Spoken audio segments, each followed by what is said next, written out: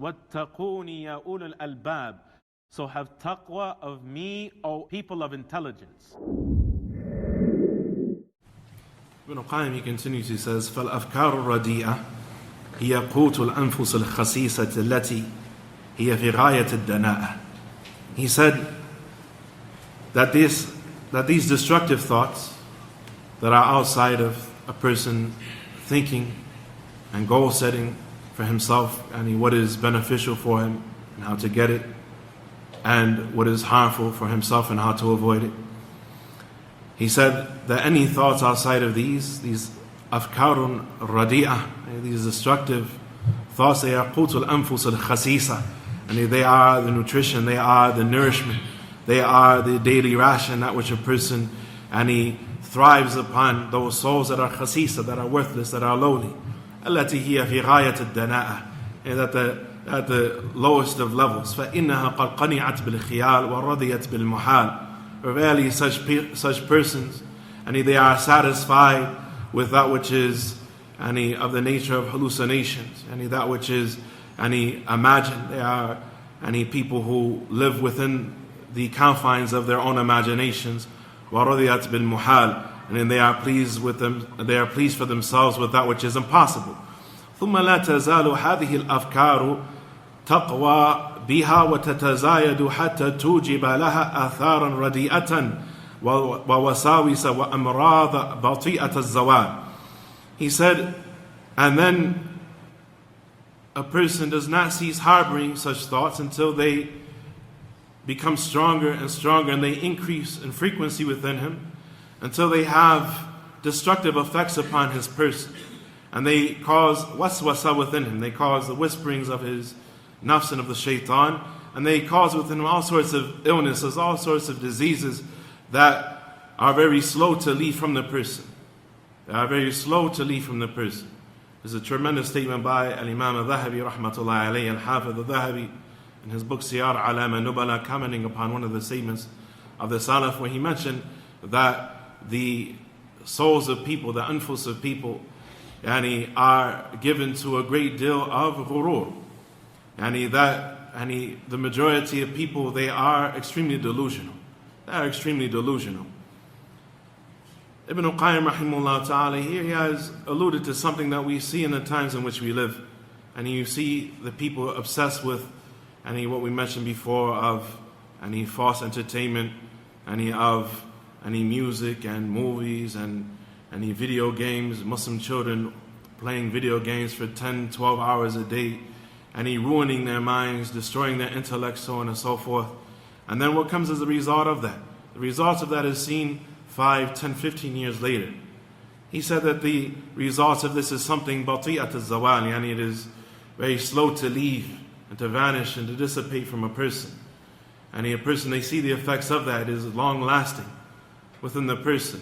And this is something that without a doubt exists in Western societies, where mental diseases, psychological illnesses, they are rampant and they are frequent and abundant everywhere you go. He said, وَإِذَا كَانَ الْفِكْرُ النَّافِعُ لَا يَخْرُجُ عَنَ الْأَقْسَامِ الْأَرْبَعَةِ الَّتِي ذَكَرْنَاهَا. He said, in as much as that beneficial thinking and a proper beneficial ideal mentality, الْفِكْرُ نَافِعُ, and a beneficial way of thinking, لَا يَخْرُجُ عَنَ الْأَقْسَامِ الْأَرْبَعَةِ الَّتِي ذَكَرْنَاهَا. And as much as that, there is nothing of beneficial thinking that departs from the 4 categories that we mentioned. فَلَهُ أَيْضًا مَحَلَّانِ وَمَنْزِلَانِ.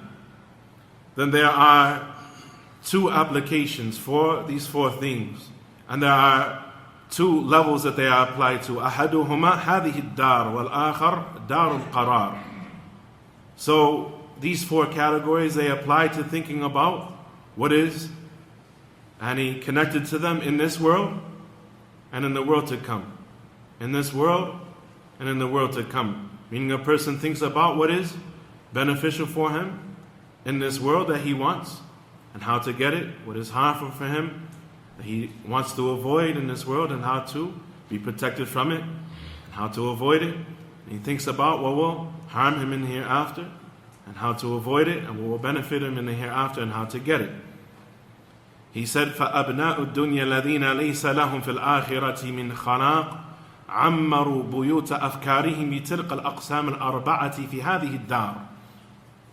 He said the sons of this temporary world, and the people who have made this world what they believe is their only abode, and the people who are not working for the hereafter, the disbelievers, أبناء الدنيا, and they are those, the sons of this world, they are those, and الذين ليس لهم في الآخرة من خلاق, and those that have no khalaq, meaning no nasib, no portion of the hereafter.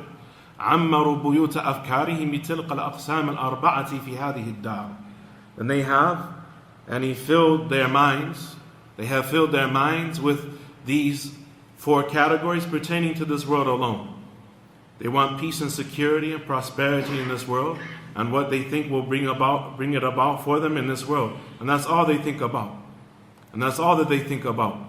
فَأَثْمَرَتْ لَهُمْ أَفْكَارُهُمْ فِيهَا مَا أَثْمَرَتْ. And that has brought about for them the fruits that has brought about.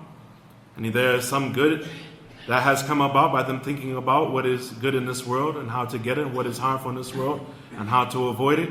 And there is a great deal of harm that comes about from that. And as much as that they don't have the basis of the correct belief system, belief in Allah and the hereafter and so on and so forth. And so they want the good in this world by skipping past Allah subhanahu wa ta'ala and by forgetting about the hereafter. And this without a doubt will bring about destruction for them in this world and in the hereafter.